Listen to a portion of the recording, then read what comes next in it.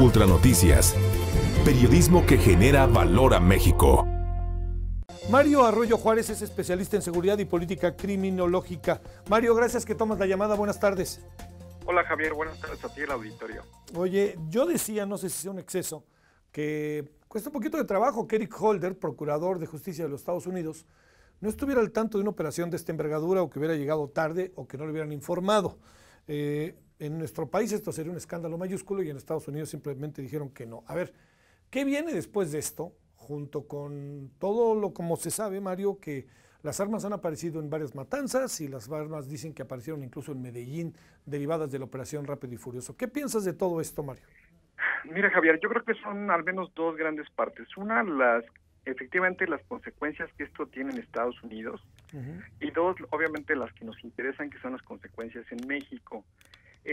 Todo el argumento fundamental del informe que presentó el Inspector General de Justicia, Michael Horowitz, en primer lugar argumenta que esto ocurrió en el 2006 y 2007. Estamos hablando de dos operativos que se hicieron de seguimiento de armas compradas ilegalmente en las tiendas legales que hay en la frontera, sobre todo, para introducirlas a México. Esto es una situación cómica hasta cierto punto, si no fuera trágica, porque básicamente lo que dice el informe, Javier, es que fueron funcionarios menores de la Agencia de Tabaco, Alcohol y Armas de Fuego quienes perdieron simplemente la pista del lado de Estados Unidos, les pusieron vigilancia electrónica a los sujetos que compraban armas al menudeo y les perdieron así de plano la pista. Entonces, las consecuencias en Estados Unidos básicamente fueron ya la renuncia anticipada, lo mandaron al retiro al director de la Agencia de Tabaco, Alcohol y Armas de Fuego, y se sugiere en el reporte que sancionen a 14 funcionarios, y eso obviamente a su discreción. Pero cuando te vas al reporte hay cosas muy interesantes y graves para México, Javier. Una de ellas es, por ejemplo, cómo reconoce el informe que las armas largas se incrementaron de 20% a 48% del 2004 al 2010. Es decir, hoy prácticamente la mitad de las armas que entran de forma ilegal de Estados Unidos a México son armas largas.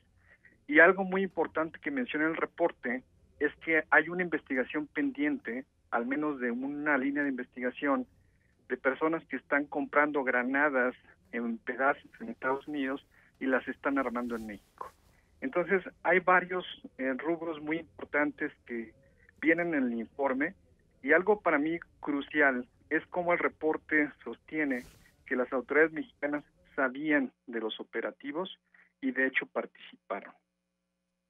Oye, esto, híjole, ahí sí pienso, Mario, que es donde estamos. A ver, ¿cómo es posible? ¿Se puede tomar digamos, realmente las autoridades no sabían, bajo este supuesto, Mario, de que hay tanta corrupción en México que si les informamos, ¿para qué quieres saber en qué acaba esto? Realmente es tan terrible la situación, no puede haber niveles de una absoluta discrecionalidad en los niveles superiores del gobierno mexicano, en donde le digan, oigan, ahí les vamos, pero que no sepan.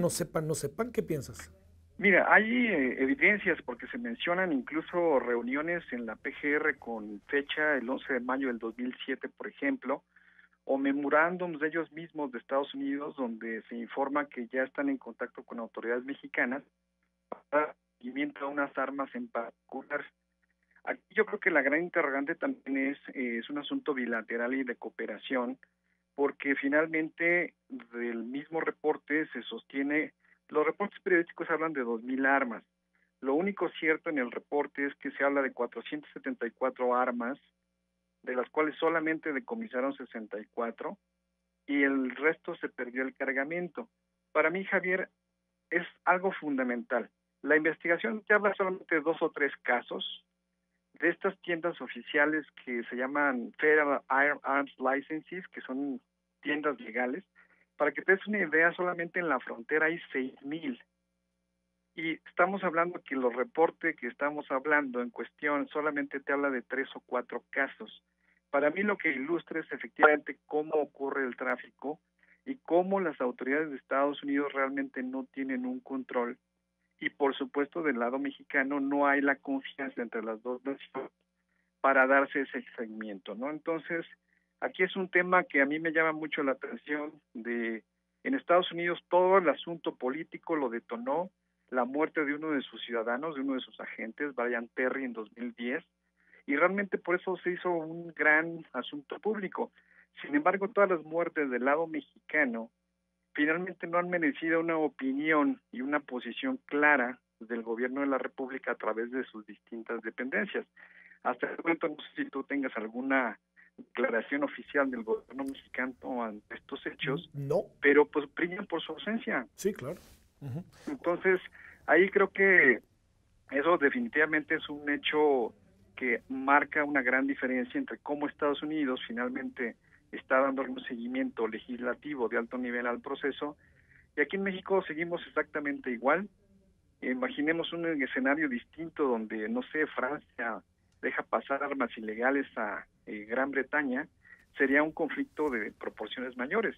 Sin embargo, aquí es una más en cuanto a lavado de dinero, en cuanto a drogas, en cuanto a armas, y creo que esa es una posición que finalmente se deberá redefinir, porque esta relación asimétrica lo único que hace es obviamente limitar la capacidad de actuación del Estado mexicano y subordinado siempre a la agenda interna, doméstica, de los intereses políticos de partidistas incluso de los Estados Unidos, ¿no? Sí. Bueno, Mario, de cualquier manera, lejos estábamos de saber a detalle lo que estaba pasando, ¿verdad? Sí, además, yo creo que es importante leer el reporte, Javier, porque muchas veces nos enteramos más bien de lo que ocurre en nuestro territorio por las investigaciones que hacen en el Congreso de los Estados Unidos, que lo que aquí realizamos, ¿no?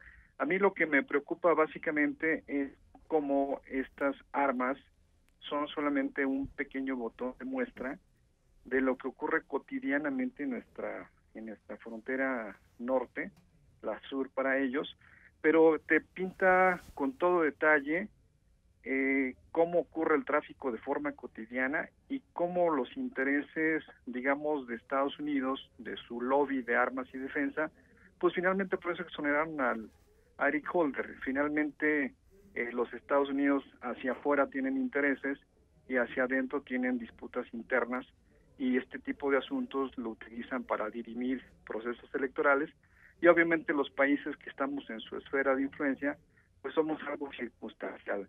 Si tú te vas finalmente a la declaración que hizo ayer el fiscal Holder, no menciona ninguna víctima excepto su propia víctima, Brian Terry, y le dedica casi 3 párrafos de su comunicado y señalando que obviamente van a continuar las investigaciones y que su caso no quedará impune, ¿no? Es una lógica que se repite prácticamente en todos los temas, y de Rápido y Furioso pues no es la excepción. Mario Arroyo Juárez, especialista de inseguridad y política criminológica. Muchas gracias, Mario, que tomaste la llamada. Hasta luego, Javier. Buenas tardes. Gracias, buenas tardes. 2.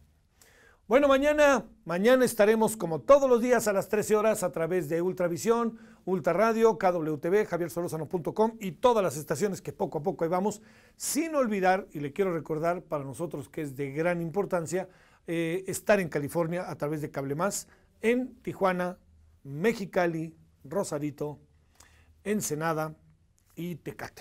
Ahí están los 5 grandes municipios de la Baja Alta, como le dicen, o de Baja California. Gracias en nombre de todos. Mañana a las 13 horas o aquí mismo a las 20:30 horas. Gracias, pásela bien. Buenas noches, adiós.